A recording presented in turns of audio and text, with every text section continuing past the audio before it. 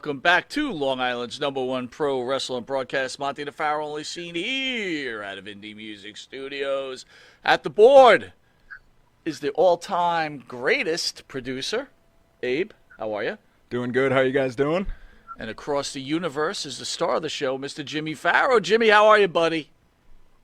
Across the universe. I like the way you put that. John Lennon is smiling. What's going on, man? Just getting ready. Waiting on Baby Doll. She should hopefully be in here shortly. But the best part about having you, Jimmy, is I don't have to delay the show because it's clearly just as entertaining with you aboard. Oh, thank you. Appreciate that. Yeah, we kind of rock. Go on. We were talking before the show started. We were singing One Day at a Time, and I mentioned to Jimmy that just like old wrestling matches, it's not good to go watch these old shows because Valerie Bertinelli's not as hot as I remember her to be. And, again, she was good looking, don't get me wrong, but when I was younger, I remember, it was private time with Valerie. And now it's like, I don't know, the older Monty's like, it's like a Backlund Morocco match. You're comparing Valerie Bertinelli's staying power to a Backlund Morocco match. Well, I kind of put them on the same level, Jimmy, because it's like, right. I love those matches, but now when I watch them today, I'm like, bleh. So are you? All right. Let me see if I got this right though. Did you go into the bathroom with a One Day at a Time rerun and start chanting boring? Actually, the wife went away, and I put on channel 114. That's Antenna TV here in New York, folks, where they have One Day at a Time.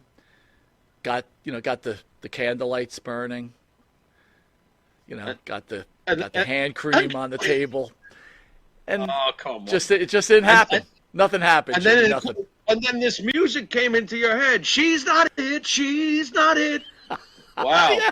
She has that 80s fluffy hair and beautiful feathered hair. Beautiful feathered hair. What's wrong with you? Feathered. Are you out of your mind? First of all, Valerie Bertinelli, you got to put yourself back. Could you put yourself back in 1982 or whatever year it was? If she was smoking hot then, it matters. That's all that matters. I mean, what? Now, Yeah, now she it was doesn't do the smoking same hot. thing. Boy, there's a lot of things that. Okay. She was smoking hot back then, but the Monty at 56, almost 57 years old is like, Dude, she blows away Misha Montana. What are you talking about? Well, okay, all right. There you got me. You got me. Come on, no apology either. None. No way. So Jimmy, too much Pornhub, Mike. Yeah, go ahead. You know what, Jimmy? You're right. Sometimes you make some very intelligent comments. That is correct, sir. What do we call it? A network, whatever you call it, a hub. Oh, it's a network, all right. It will ruin any man for life. Yeah. You should. Yeah. You know what? They should put a warning on Pornhub. Don't come here unless you want your life ruined. I aspired long ago to be the star of my own show. I do not watch any of that nonsense. No, thank you. Did you want to be a porn star? No. Not at all. What do I need everybody looking at my ding-dong? Next thing you know, WCW will be calling me to join the tag team. Jesus Christ. No. Heck no. Jimmy, before we get started, I want to send out prayers to friend of the show, Jamie Dundee. This week he lost his son. And I want him and his wife, Angela, I want to say prayers to you and your family. No family should ever have to bury their child. Wait a minute. Do you have any idea? What's up? One of our favorite person has appeared, Jimmy. She is here. Well, Okay. she was here, and I don't think she's here anymore. Oh, she was here and then she's gone. I think she disconnected, I've she'll probably reconnect in a second. I'll cameos. email her. What did you say, Jimmy? But this is a little. I've heard of cameos, but that's a little out of control. But Come anyway, on, baby doll, come on down. want to say again, prayers to the Dundee family. Mike, do you know what happened? Do you have any details? Jimmy, I sent him a message. I again, my wife, that was always a very bad habit of me, Jimmy, was when things would happen, I'd be like, what happened? You know, and it is kind of rude. Like, I'll ask people, like, in a general conversation at dinner, like, how much money do you make at your job? And my wife's like, what is wrong with you? Everything. What? What's there to figure out? Nothing to figure out here. You just want information. You just want information. That's our job, is to accumulate information. Well, so we can make a thing. Don't you want to know, like, what people do and how much money they make?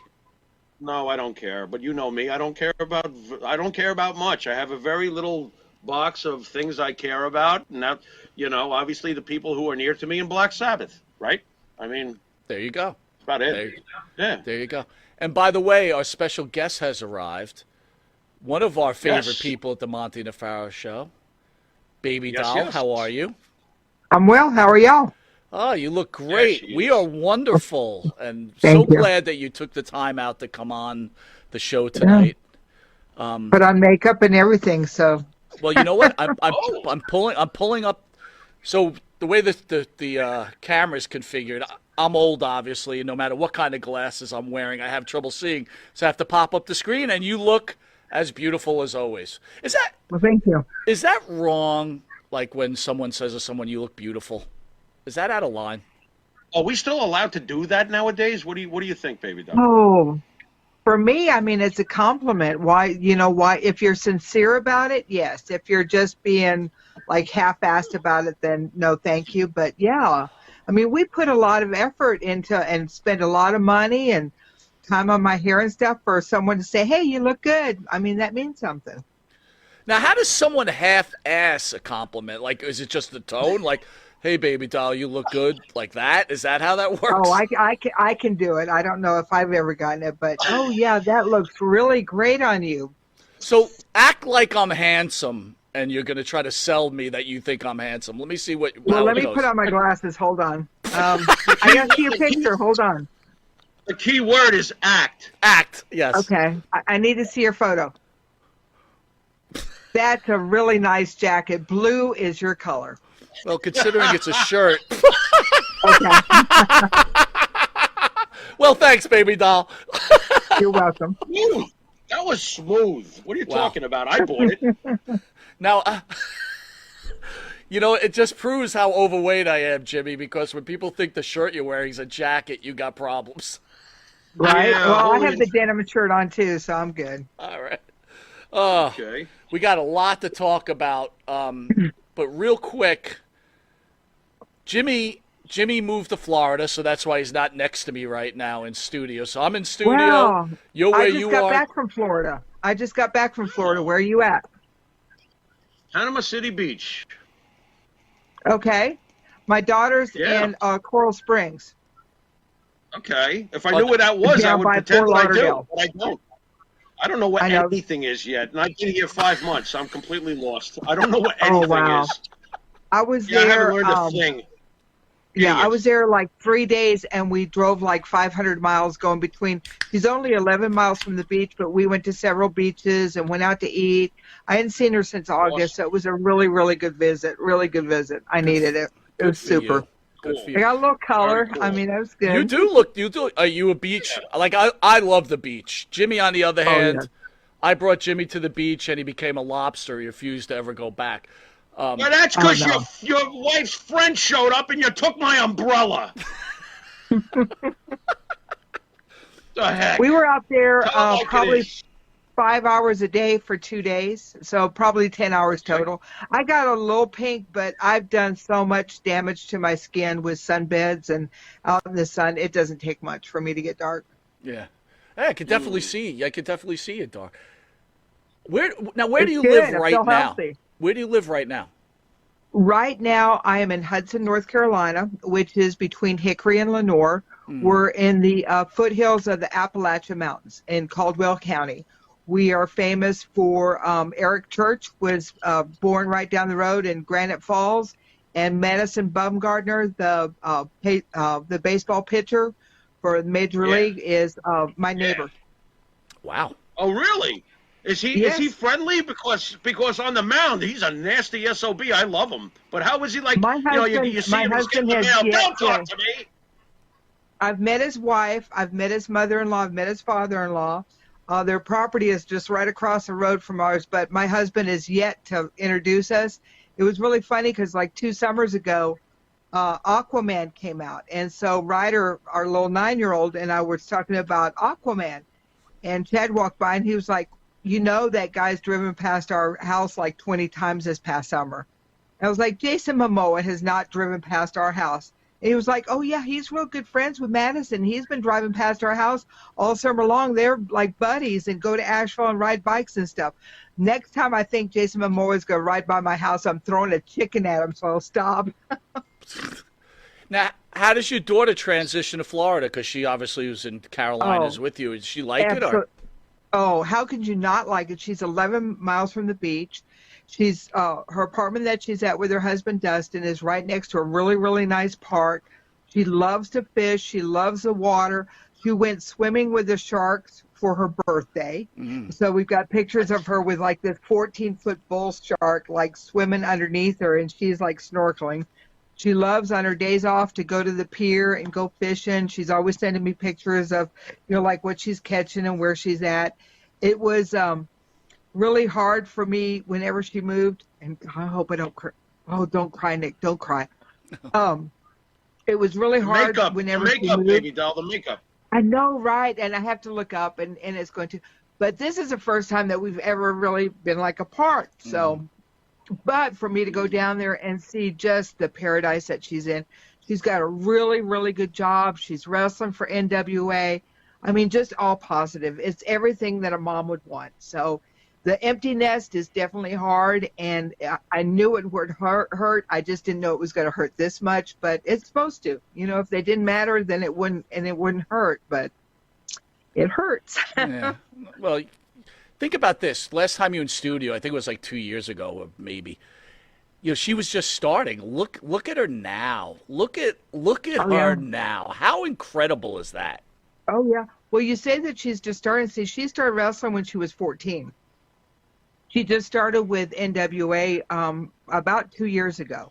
So the NWA is going to push her like nobody has pushed her before, and working with her and getting her some gear, made what they want and everything. So it's just positive. It's so good for her. Well, I love it. Baby doll, if I've done my homework correctly, I believe that you at a very young age had made up your mind to be a wrestler. How did it feel when she broke the news to you? Hey, I'm going to be a wrestler. What did you go through there?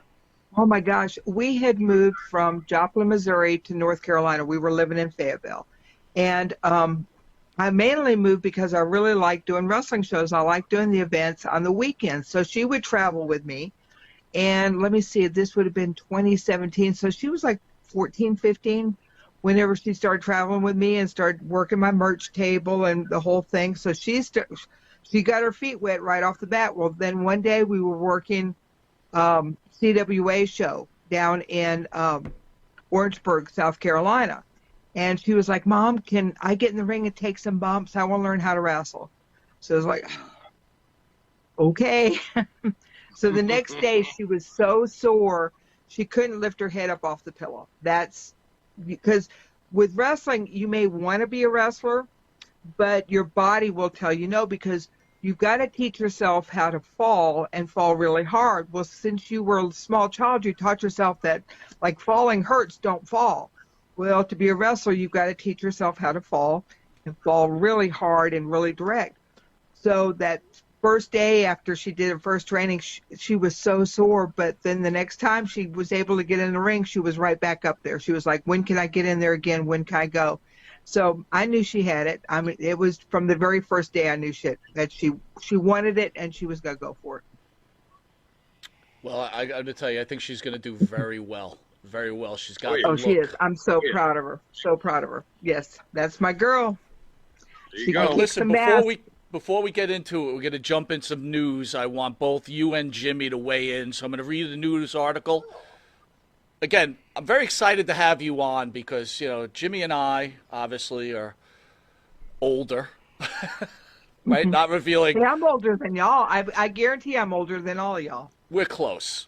If you're older, Okay. only by a smudge, right? So I can't hear either of you. Could you guys speak louder for the old, please? What was that? Well, my birthday more? is Tuesday. it Hey, is. my birthday is Tuesday. Yes, I'm getting old. I'm fine. Yes, I will be 62. I was born in 62, and this is my 62nd birthday. Wow. We're going to have to send her something, Jimmy. Maybe, Freeze-dried candy. I want freeze-dried candy. I had freeze-dried Skittles. They Yeah. were amazing.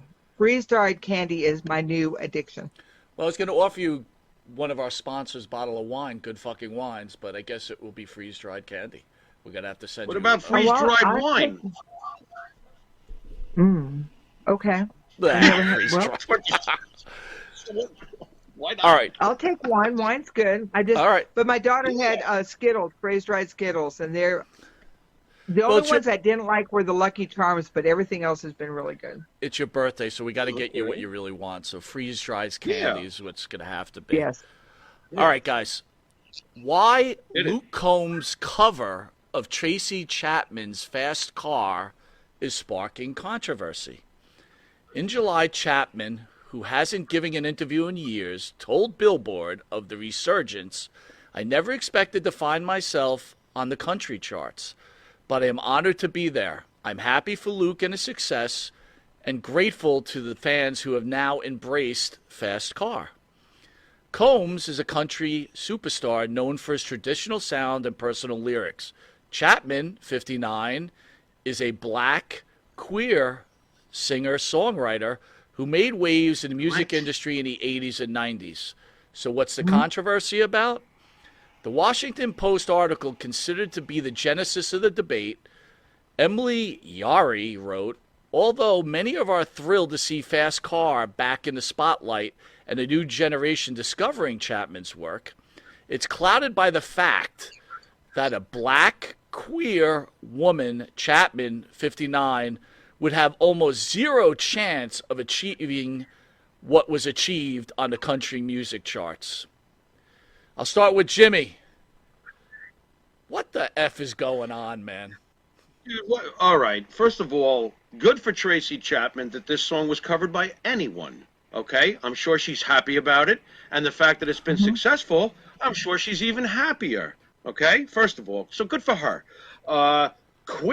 Black queer woman? Who the F wrote this anyway? What is Washington that? Post. What kind of way is that? Who? The Who? Washington Post. The Washington Post, those freedom fighters for one and all, wrote it that way? You hypocritical SOBs.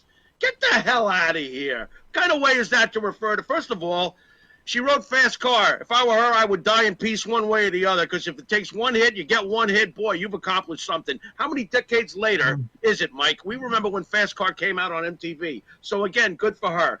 As far as a country guy who's supposed to be macho and blah, blah, blah, and stand for this, that, and the other thing, you think he gave two craps when he was covering that song? You think that even came into his mind? He was like, I bet you I could do a good job with this song. I think I will. Some people need to get a life. Apparently, the person who referred to Tracy Chapman is a black queer woman. Loser. Next. Baby What do you doll. say, baby doll? What a bunch of garbage, man. Oy. The way I look at it, music is a universal language that brings us all together. So, just let it go. Let her make some money. Let Combs make some money. Let him sing the song at the concerts. Didn't Combs and Chapman just sing the song at the Grammys? So people just seem to get really upset when people get along. They just try and stir that pot. Music is a universal language that can be enjoyed by everyone. I love it. So first, It's I want to perfect. say That's this, perfect. and I want to ask you, baby doll. I think it's time that the WWE recognizes you and puts you in the Hall of Fame as one of the trend-setting females in the industry of pro wrestling. What are your thoughts? It will never happen. I am honored whenever you guys say that. I would like for, if it ever did happen, maybe as a group effort with Sunshine, Missy, Dark Journey, and myself. I think like the 4-card stud draw on that. That's what we need to do, is like the 4 of us go in, because we really did there was no one like us. There was no one like us after us. It was definitely a different time in wrestling. They haven't had valets like that since then. I mean, I would be truly honored, but I'm never going to get that phone call. You know, we're going to get into this. You know, this pretty much this whole show is because there's no one more perfect for what's happening in the wrestling world right now than you, considering what you've done for it. But I will say this, with the new leadership in the WWE or TKO, I feel where you think they'll never make that call, I can't agree with you on that. I think the people in charge now recognize what you've done for the industry. I really do feel like it's going to come. Whether it's this year or not, I have no idea. Well, I'm thankful that they have the libraries, that they've bought up the libraries that they have, and that the videos of like the 70s, 80s, and 90s, instead of being tucked away somewhere and hidden, that they're actually on the networks and things like that, and people can actually see the work. It's cool that my daughters can see my work, and now my little grandson and everything. That's what I'm thankful for.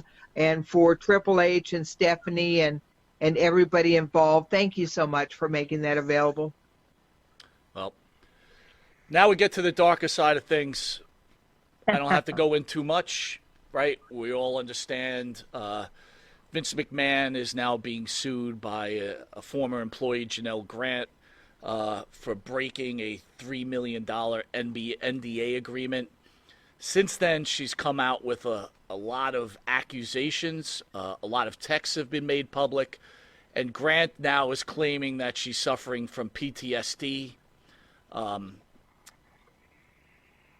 Someone that's been in the industry, when you hear this, does it shock you? What's your opinion on the whole situation?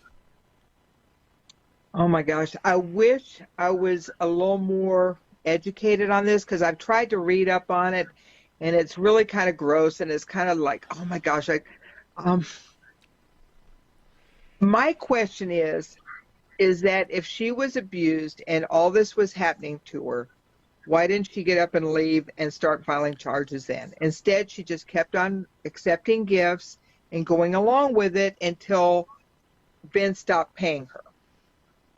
For me, as a female, I hope that if she didn't want to be there, I wish that she had the strength to get up and leave. But then after everything happened, why did she keep accepting gifts? I mean, I really want to see like the testimony and all this and see more rather than just her side. It just is, it's complicated to me. And then I kind of look at like the girls in the business. It's really bad for them, because who's not going to look at WWE talent and go, what did you have to do to get that position? It's really made it a really dark cloud over the girls that are working with WWE, because it makes people that aren't knowledgeable of the business and knowing what the girls actually do have to go through with the bumps and the training and the dieting and the travel and gear and just everything that girls have to go through to even get onto a spot. Now they've got this huge dark cloud over them, over people thinking that they have to do that to get the spot, or that they did that to get the spot. It's just bad all the way around.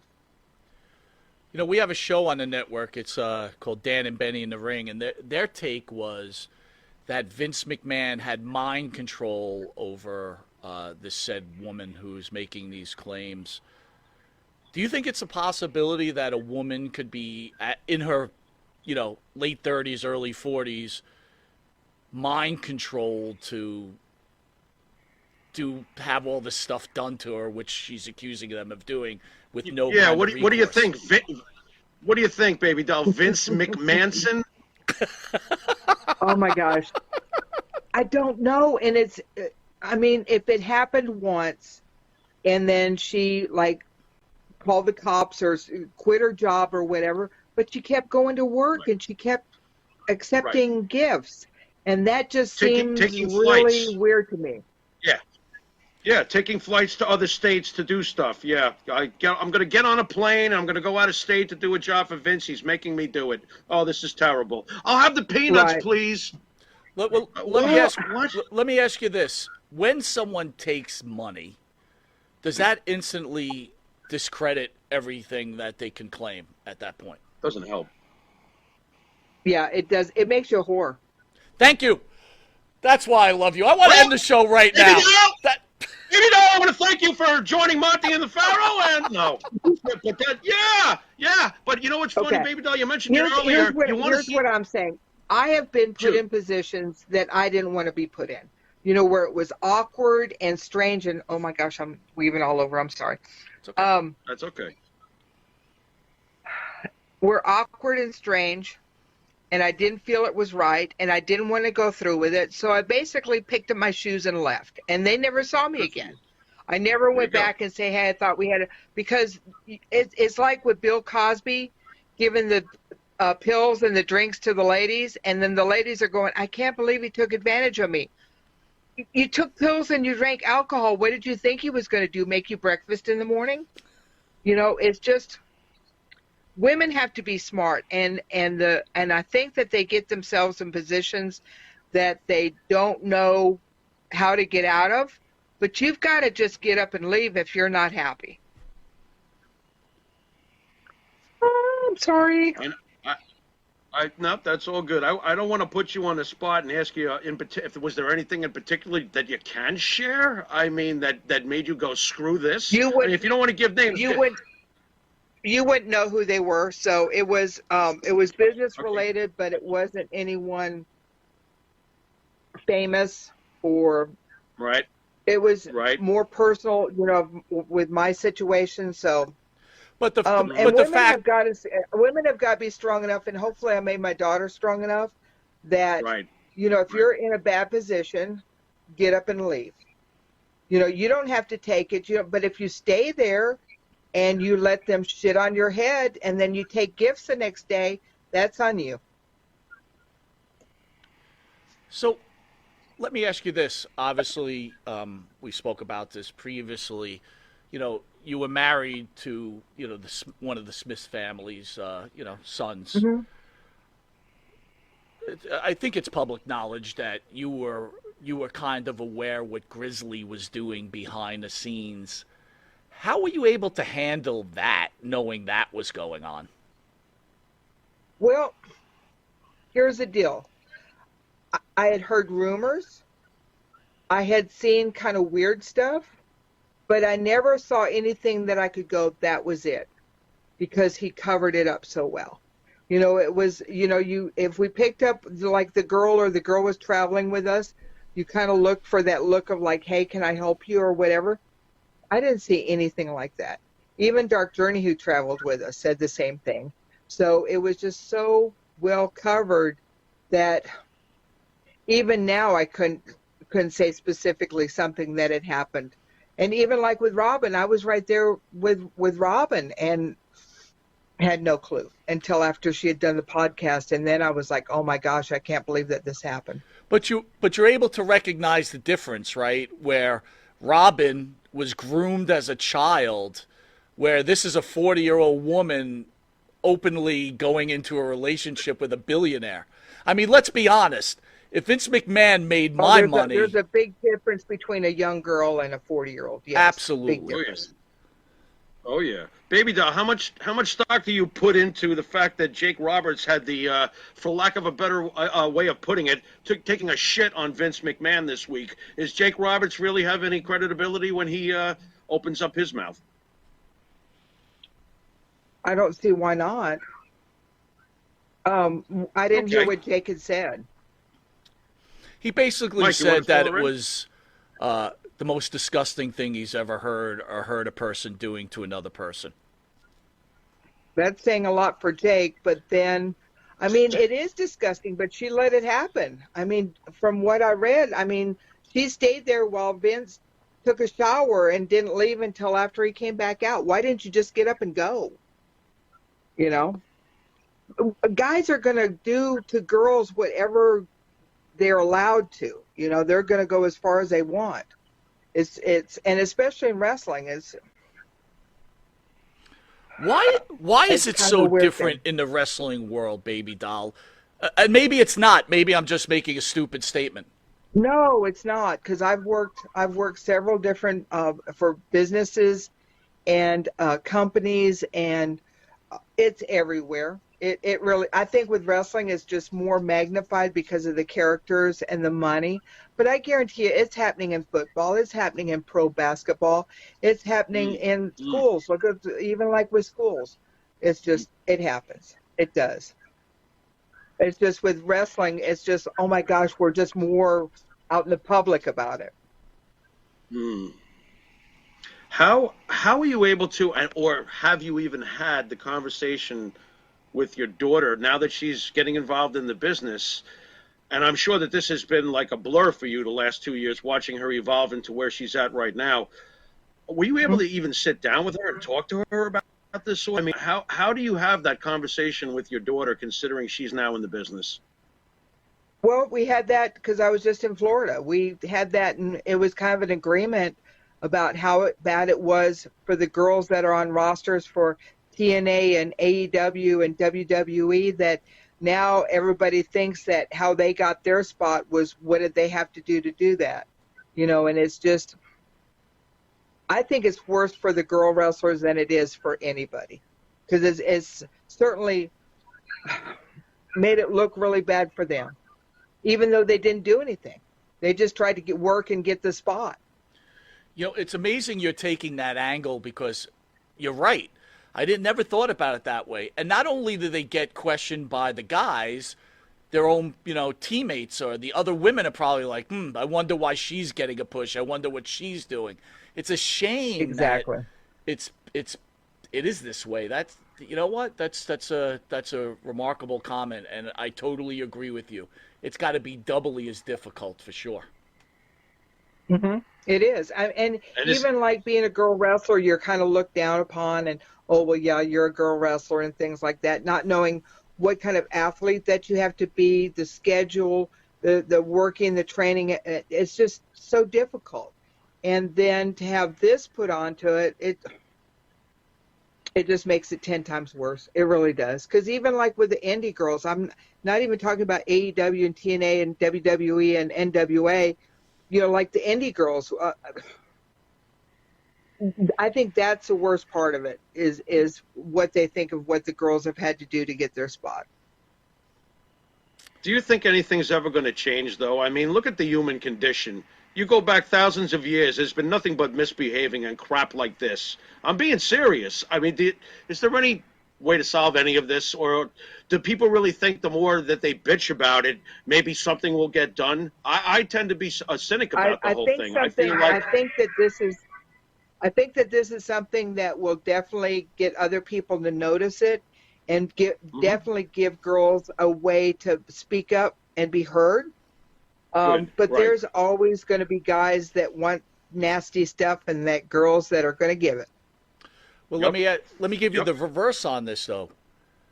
You're a male wrestler in an organization, and say they're attracted to your daughter on a physical level, right? And just like human nature, in a normal case, might ask her out on a date, for example. And if she wants to go, she goes, and if she doesn't, she doesn't, like real life. But considering this is happening, do you think this will create some sort of divide where the male athlete, even in the real world, the male is afraid to approach a female at this point for the fact that they may be dumped on, like you see happening on a regular basis? We're getting there. Do you think guys are ever going to stop chasing girls? It's not going to happen. Yeah, I guess you're right. Maybe it'll be more respectful. Back to de-evolution. Maybe it'll be more respectful, but it's going to happen. Right. And hopefully it'll make it maybe a little more courteous and more like choose their words better. But you're not going to stop human nature. I love it. Yep. Adding on to the story, John Laurinaitis is eating cheese out there and squealing like a rat. On one of the most recent things, he's pushing blame towards Vince McMahon and the WWE, despite denials of WWE management. He's now claiming the former wrestler who passed away due to suicide, Ashley Massaro, had reported being raped in Kuwait, and the WWE hid it. And John Laurinaitis knew about it. So he's gone to with his lawyer, stating, one, that Vince McMahon not only controlled Janelle Grant, but also controlled him and made him have sex with that woman. And two, he's now unveiling all the secrets behind the scenes, especially the new, respect Revelation? to Ashley Massaro, right? There's a hashtag out there right now. Thoughts on John Laurinaitis and him eating the cheese? I had heard back after the Kuwait trip that Ashley had been raped. So that seems like it's a valid claim and should have been taken care of right then, especially with Kuwait and the soldiers and everything.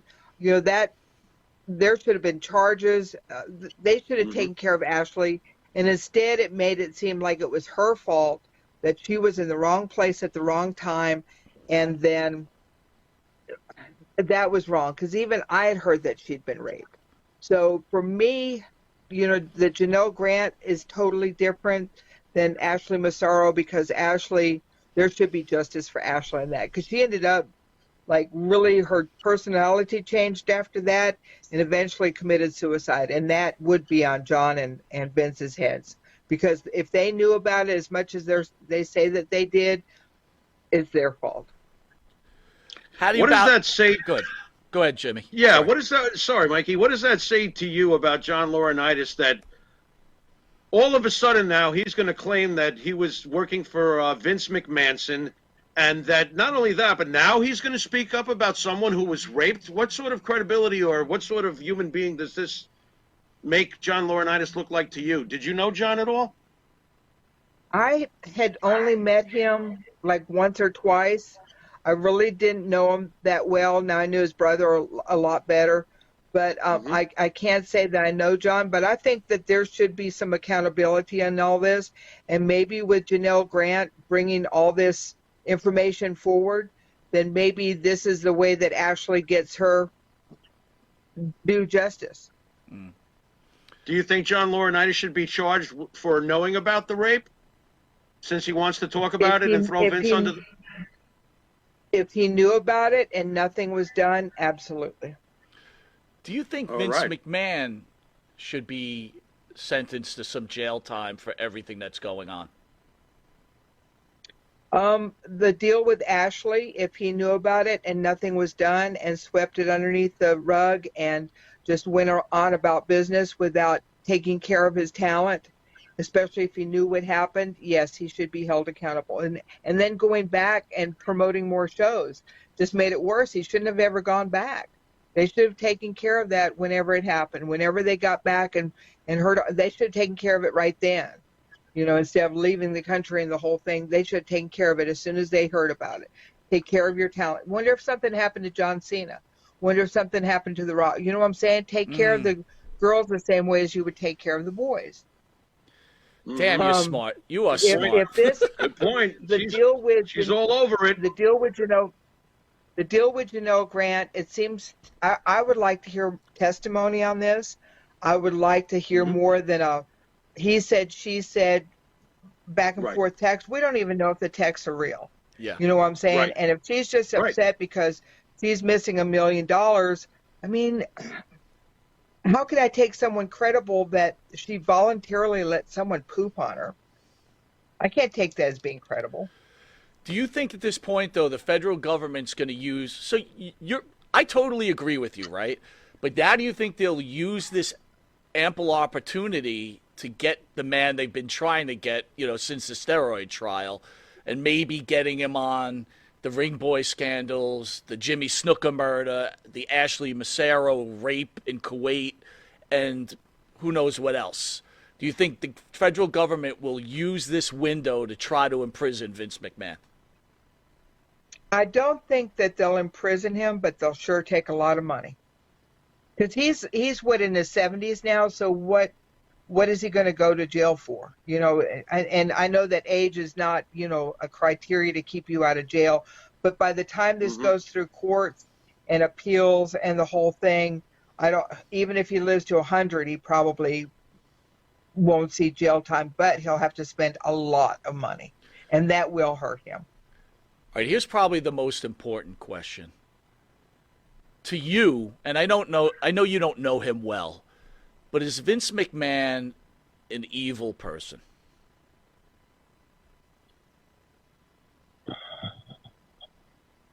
No, I don't think he's evil. I think that he has a lot of money and a lot of power, and through the decades of having a multi-billion-dollar business, a lot of people would do whatever he wanted, and just to get a piece of that pie, just to get a good paycheck, and people completely do 180 sometime from what if they were a good person before. Money and power can make you can make you an evil person, and can make you very self-conscious, and no one else matters except for you and your family. And I think that's what happened with Vince. Baby doll, you're a really smart person, so I know you can handle this question. Give me a percentage, because I love that everyone who's always hated Vince has waited for this moment. Oh, we got him. We got Satan. Can you give me a percentage if the fan out there?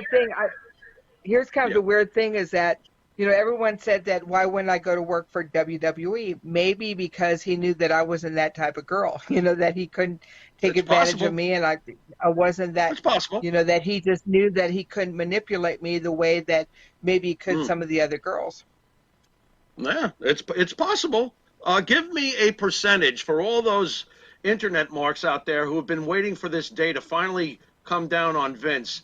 What percentage could you give me if the wrestling fan at home knew the real truth about all the wrestlers? Like, let's say you've been watching wrestling since back from our time, back in the early 80s.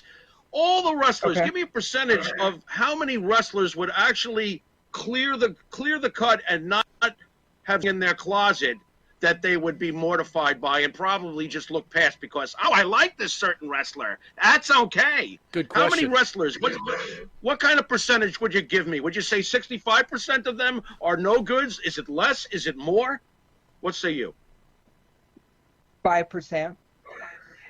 Very, very, very few. Most of the guys are just really, really good guys, hardworking guys. They'll go, they'll drink, they'll maybe smoke a couple of joints, maybe have a couple of beers, drink, get up and go and catch the plane the next day. They're calling their wives, they're calling their girlfriends. They're trying to do the best to take care of their family.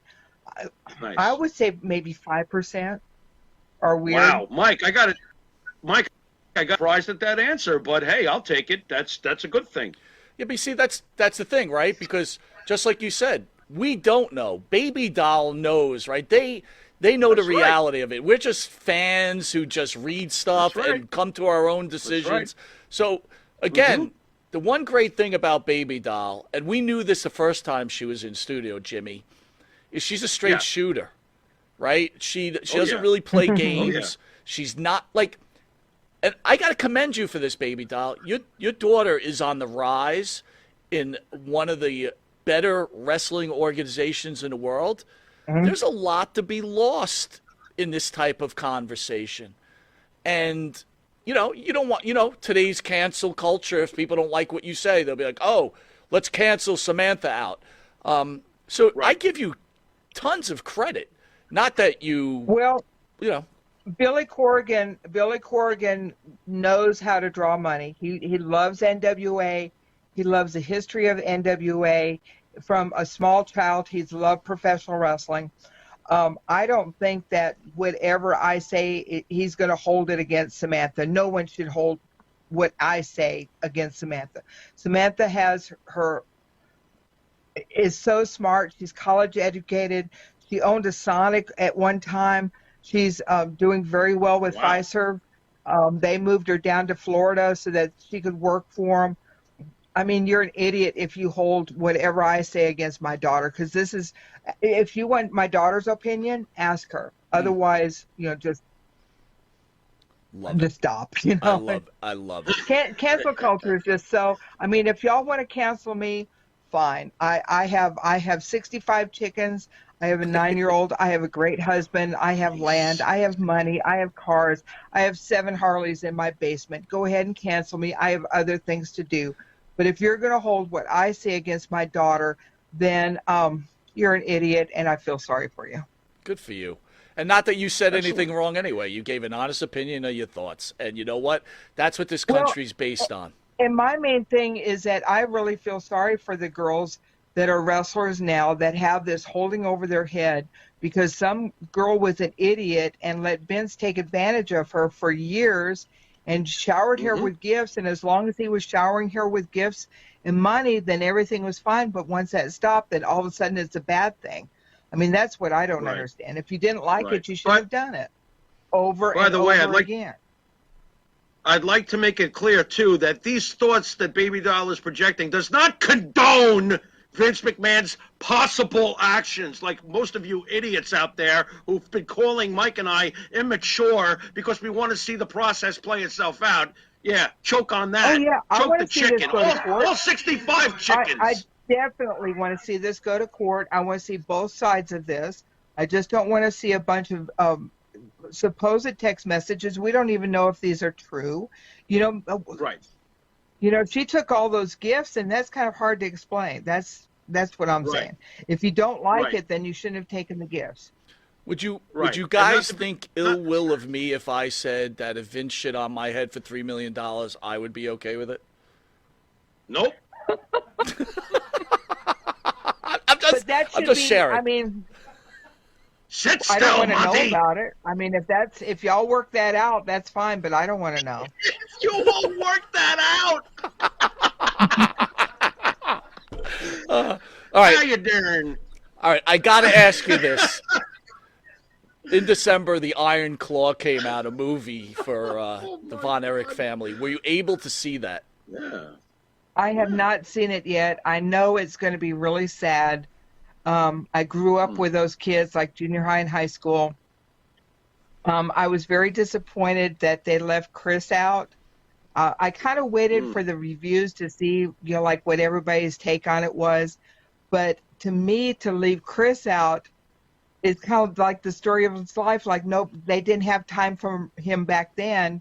They don't have time for him now. And it's just, I'm glad that they made Pam Pam and the mom seem like the matriarchs of the family and kind of held everything together. I've met Pam a couple of times, who is Kevin's wife. Just a sweetheart, just the nicest person that I think I met while working in Dallas, and I like it that they did a really good light on her. I'll see it one day. I just haven't seen it yet. Well, it's coming to Max. If you get Max, you stream with Max, you'll have it in 3 weeks. Nice. Here's the question, though. Nice. They make Fritz into this, I don't want to say monster, but that he pushes the kids to such a limit that they end up having all these problems. Is that what you understood Fritz was? Fritz wanted the very best for his sons. I mean, look at David. I mean, he had the perfect body for wrestling. He was a perfect heel. He was a perfect baby face. Just so good for the business. Then you had Kevin, who's got a body of a Greek god. You've got Kerry, who was, had state championships in discus and shot and was an excellent athlete, gorgeous human being. And just Kerry and Kevin had the bodies of Greek gods, and just nice. They loved the fans. Mike, sweet Mike and Chris. He wanted the very best. And as a dad, you push your sons to the limit. And now that I've got a little boy, I see like how he reacts and how he does things. And it's more like with my 2 daughters, they could kind of. Oh, we lost her on a freeze. Right on the Von Erichs, Jimmy. Ugh. Unfreeze her, Abe. What are you doing over? Oh, it's not Abe's fault. What am I talking about? We'll get her. She'll be back. All right. I mean, just to All carry that, Jimmy, thoughts so far about this interview and Baby Doll's answers about the Janelle Grant, Vince McMahon issues? Well, I'm not surprised at all. Baby Doll's as real as they come. That's what I remember from the first time we had her in person in the studio. She's just a class act who says what she thinks, and if you don't like it, choke the chicken, all 65 of them, like I said earlier. She's got 65 chickens. That's a lot of chickens to choke. Let me ask you this. Since you've returned to the show, which so glad to have you back, it didn't take long for you to get triggered by fans on YouTube.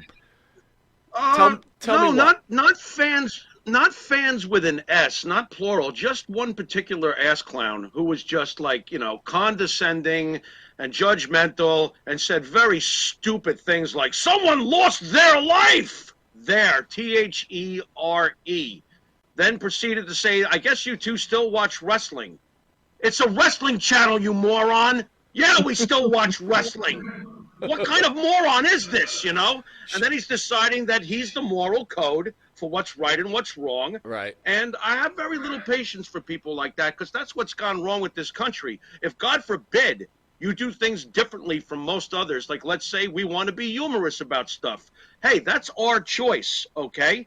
If you don't agree with it, there's this little thing called the off button. Go watch something else. Okay, I don't need your lecture on how mature you are because I asked for due process, you moron. Okay? So basically that's what I felt about it. But now that Baby Doll's back, we could forget about the lesser and get to the fuller. Let's get back to Baby Doll, Mike. Baby Doll, we were talking about the Von Erichs. The perils of living out in the country. Sometimes I get lost. It's what happens to all of us. Damn foothills. It's those foothills. It is. What do you got, Mike? You and me. Tag, you're it. Oh, it's me? Okay. Or is it me? I think it's me. It is you. That's why I'm not saying anything. Yeah, well, you started to say something. Anyway, Baby Doll, we got Cody Rhodes. He's obviously he's become the pro wrestling darling. He's on the number one face in the company, obviously. And he seems to be taking the Daniel Bryan route right now because he's not getting, his chance to finish the story, quote unquote, and fight Roman.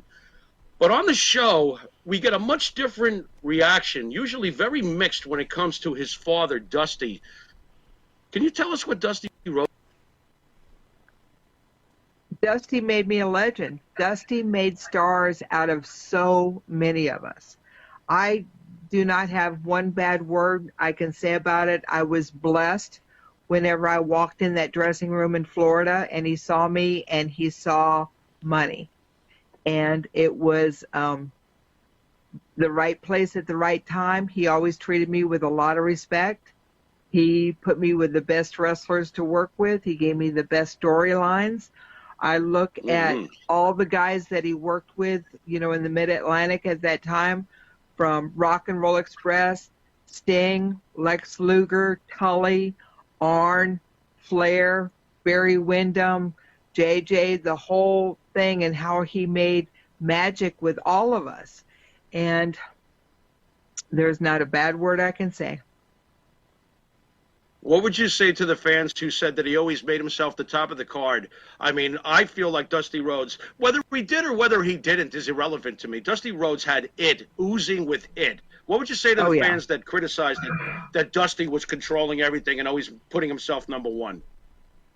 Well, he also had the responsibility of everything. I mean, when you're booking 2 and 3 towns every night, if you're doing 5 hours of TV every single week, and you can put yourself, Dusty would not have put himself on top if he wasn't drawing, and he drew. And to tell you the truth, I mean, if you were on the card with Flair and Rock and Roll Express, yes, you sold out. But if you were on the card with, let's say, Dusty and Jimmy Valiant and those guys, I made more money on the cards with Dusty against Tully than I did with Flair because Flair had the NWA booking, had the money going to NWA for the title. He was also making a cut on that. So I would have much rather been main event with Tully against Dusty and putting Dusty over than on the other cards, because there was more money. And we sold out, so it was good. Baby Doll, did anybody ever disrespect you in the industry that you couldn't stand? I mean, you're so highly respected. Every time we talk to any of the wrestlers or the boys that come in studio, they only got great things to say about you. We have great things to say about you. But has there ever been anybody that pissed Baby Doll off?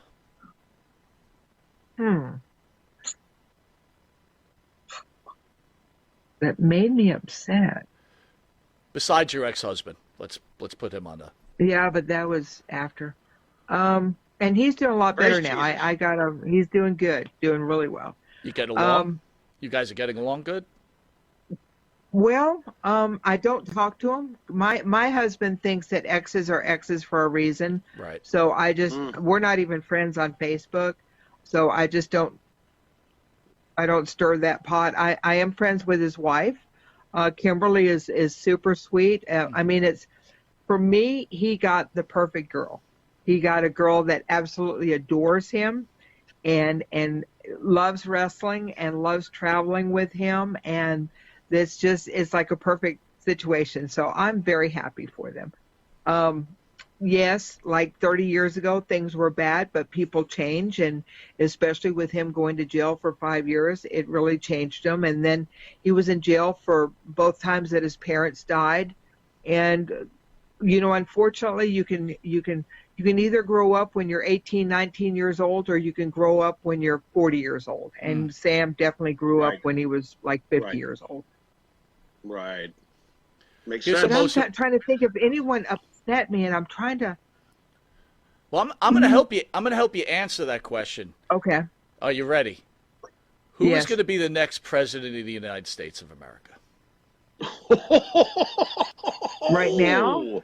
Well, I'm hoping Trump is. Yeah. How do you think? but I don't What do you think know of the who's- job Biden is doing for this country?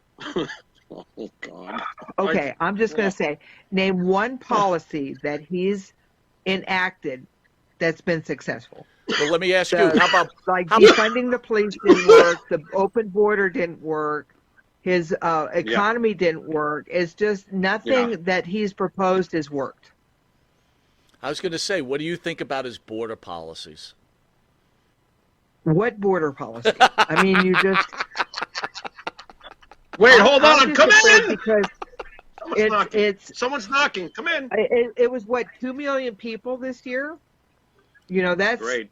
And even I Right. notice. I mean, traveling around, you can see people that it's like you're not legal, and that's not good. Because there's no accountability. You have to know who's going in and out of your country. Otherwise, you don't have a border, and that's part of the government's job is to protect us and to have a sovereign borders. And we're just on our southern border. And it's all to prove Trump wrong. Like, well, we're going to do this just to prove him because Trump wanted the strong border because he knew. What country can you go into without having any legal papers? And I've been on flights several times this year where I saw illegals that had the manila envelopes, and that's all that they had. And they didn't have to go through TSA. I have to go through security every time. Here they had them all bunched up together, going through without even getting checked, and all they had was an envelope and a destination. That's not fair to the rest of us. It's not fair to Markova, the Russian girl that's in NWA. She has spent thousands of dollars and years to try and get her citizenship so that she can be a legal citizen over here. How is that fair to her when she's going through the whole process when you've got millions of people that are coming in here with no accountability at all? Fantastic. All right, last question. Most recently, The Rock has come back. Those crazy wrestling fans who take their fake wrestling so seriously are now threatening death threats against his daughter who is in NXT. You've had two super angles back in the day. One, obviously, Tully Blanchard slapping you on nationwide TV, which got mad. I don't even know how he got away with that one. And then you turning on Dusty Rhodes. Did you ever get death threats? And did Tully ever get death threats after he slapped you? I know that Jim Cornette got death threats whenever he did the tennis racket into my stomach in Greenville. I was working with Dusty, and we were building up to the Great American Bash. And when Bobby Eaton held me and Cornette hit me with a tennis racket, I know for sure Cornette got death threats, because when we went to TBS studios, they gave us our fan mail. And like Rock and Roll Express literally got bags of mail. Well, I would get a couple of shoe boxes, which I was thrilled with because I could go through it and I'd answer them sometimes. And it was just kind of cool to see what everybody was writing. So some of the letters had like weird addresses on the outside, and I didn't know what it was. So I'd open them up, and it was from prisoners in jail. And they were writing me, letting me know that when they got out, they would take care of my problem. I would just have to let them know. And I showed those letters to Jimmy because I was like, they're serious. Yes. And I got several. I got a couple dozen of them. Wow. Did Bobby Eaton get any death threats? Did Bobby Eaton get any death threats, or was just this the public just deciding to pick on the smaller guy? It was Cornette. Yeah, it was Cornette, because Cornette had the mouth. Wow. Right. Baby doll, we want to thank you again for joining us. You're welcome. You're so terrific. I mean, I'm always lost for words. Thank you for your honesty. Thank you for handling our questions. You're not just a beautiful person on the outside, but you're a beautiful person on the inside. And hashtag Baby Doll Hall of Fame 2024. That is the new thing, everybody out there. Hashtag Baby Doll. There you go. You never know. You never know. Probably after I'm dead, they'll do it, but that's okay. No. Make sure my kids get some money. That's all I want. There you go. Thanks again, Baby Doll. We'll talk to you soon. You're welcome. Thank you. Thank you. Bye, Thank you. Jimmy, the great Baby Doll. That was great. That was great. She's fantastic. What can I say? She's fantastic. She always is. 2 for 2. You know, That's dude, 1,000. I want to make one statement, right? Like, so, first of all, she made me, like, to me, she was a very level-headed woman who was thinking things out clearly, certainly didn't have an agenda, right? And, you know, she doesn't know Vince McMahon, right? She clearly just doesn't know him, but she's making a judgment and, like you said, letting due process go. Right. You know, I'm all about free speech, Jimmy. I am. And yeah, you and I have fought back and forth on so many different things in life, but we've always, I think, respected each other's opinions and thoughts like that. Yeah. Here's my issue. So we're building this network. We've got all these great shows, and there's one show in particular, Dan and Benny in the Ring. I'm a big fan of theirs. I consider them good friends. But Me too. Their last show, and you could catch it on the network on, I think it was Wednesday at 10 p.m., and you could catch the rerun. It was a good show. It was great. Go ahead. They covered the whole Vince McMahon thing.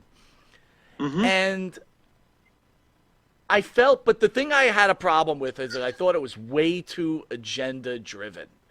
So Dan, on one hand, I've listened to him long enough and I've known him long enough that he's so anti-Vince McMahon. He's the guy you're talking about. We finally got him. He was going to buy into whatever, right? Not thinking clearly. And then his partner, Benny, who I consider a very close friend, and I adore the man, I felt that he wasn't being true to himself.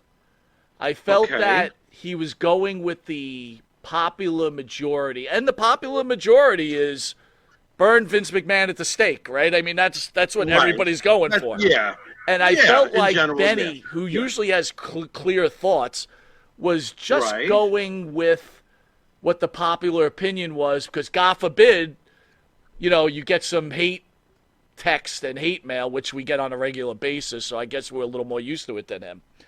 And it bothered me, right? Because I was like, it didn't bother me so much with Dan because I know how Dan felt. But it did bother me with the Benny thing. because I just Okay. I didn't get it. I felt like this guy's a smart guy, and he wasn't.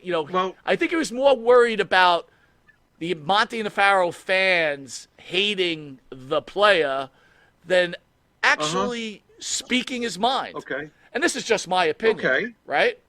No, well, you're more than entitled to it. One thing I will say, as far as clear thinking, Dan's really smart guy, so I'm sure he is clearly thinking this is his opinion. It's his opinion on Vince. It is what it is. Has he always hated Vince?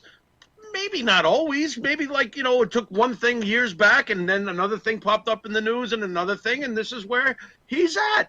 That's fine. I got no issue with that. As far as Benny goes, I know for a fact Benny is not thrilled what's going on right now. I know for a fact. Now, is he afraid of that other people might think differently of him if he had a stronger neutral opinion on it? Perhaps. I don't know. I'll have to ask him. But in general, I think a lot of people are worried about how they'll be perceived. To be fair, I'll use me as an example, right, Mikey? In the beginning, I was like, oh my God, this guy wrote that, and this guy wrote that. I don't care anymore because my opinion doesn't change. I'm a clear thinking person, believe it or not, even though I look like Ozzy at age 56. What are you going to do? But it is what it is. I don't really put too much stock in worrying about what other people think about me. That's for sure. We wouldn't have the show we have if I did think that way. Well, let's fast forward then. I'm going to challenge you with this. Dan, the clear thinker who made a statement, was that if 1/10 of what's in that article is real, Vince McMahon needs to fry and he needs to go to jail. Say in the end they find Vince McMahon guilty of having sex with this woman, shitting on her head, pawning her off to whoever, blah, blah, blah, blah, blah. Right. Yeah. At the end of their show, they stated this is probably the biggest, I don't know if they used the word travesty, so don't hold me to it, but in the history of wrestling. Yeah. In your opinion, if it all turns out that Vince is guilty of all this stuff with this woman, is this the biggest thing that ever happened in pro wrestling? And let me just feed you a couple of things. Grizzly Smith raping children. Jimmy Snuka allegedly killing Nancy Argentino. Chris Benoit murdering his wife and child. Right. I ask you again, if everything in this 76-page document is 100% accurate, is this the worst thing that ever happened in pro wrestling? No. The worst thing that ever happened to pro wrestling was when Chris Benoit decided to take Bibles and murder a wife and child. I'm sorry, but you're not going to top that. I don't care what your personal feelings are, and I'm saying this to just anybody out there. I don't care what your personal feelings are about Vince McMahon. What Chris Benoit did is pure, real-life horror evil. That's The Exorcist times 90, okay? That was the worst thing that ever happened to pro wrestling. And, of course, afterwards, they started to get into concussions and all that other stuff. And if I could throw this in real fast, I find it hilarious that Mick Foley wants to have one final death match. For all you marks out there, you're not concerned about his well-being? You really think that he should have a death match? He can't even walk up to McDonald's to order that are so much more cost-effective under his beloved president. So what are we talking about here? My only message is this, all right? And I'll keep going back to what Ted DiBiase said in the interview, and it's always stuck with me after that. And then we got to go to Eugene at 9 o'clock, which I'm sure we'll talk more Vince McMahon. Sure. If you don't stand for something, you stand for nothing. Right. If you can't stand for your beliefs, especially when you have the ability to have a forum like Monty and the Pharaoh, you're in the wrong business. Now, if you truly have that feeling, that's right. But if you're afraid to make your statements, look, here's the reality. I'm really not afraid of anything, right? I have my real life outside of this, and we've had some problems with some podcasters that went overboard, right? We could fight one-on-one, but then there's going beyond that, right? And that's no bueno for me, right? They're stepping over the line. So you know who I'm talking about, right? Absolutely. Absolutely. But if you can't be truthful because you're in fear of the backlash that you're going to get, you're in the wrong business, bro. You know? Absolutely. Wrestling is not for sissies. You know, I mean, no matter who you are, wrestling is not meant for that. And we learned that real quick, real early. You know, nothing bothers me anymore in this business. Nothing surprises me anymore in this business. This business is about people going into business for themselves. I know who you are. I can see you coming a mile away, and so can Mike. You know, so basically, it is what it is. I should trademark that, but it's probably already trademarked. What a show, Jimmy. What a show. Yes, sir. Yes, hey, sir. by the way, what Jimmy. A show. Yeah. By the way, Jimmy. Yeah. Did I tell you? Yeah. No. John What? Cena's following us on X. Oh, God, and I worked all day. I don't know if I can, but I will. All right, guys, we'll see you at 9 o'clock, where Eugene will challenge Monty the Pharaoh on the Vince McMahon topic. We love you all. I want to again thank Baby Doll, one of the most incredible people ever. Love her. Yes. Jimmy, Yes. I'll see you in a What a Day Minute. You've been watching Monty and the Pharaoh. And until 9 o'clock with Eugene. Later.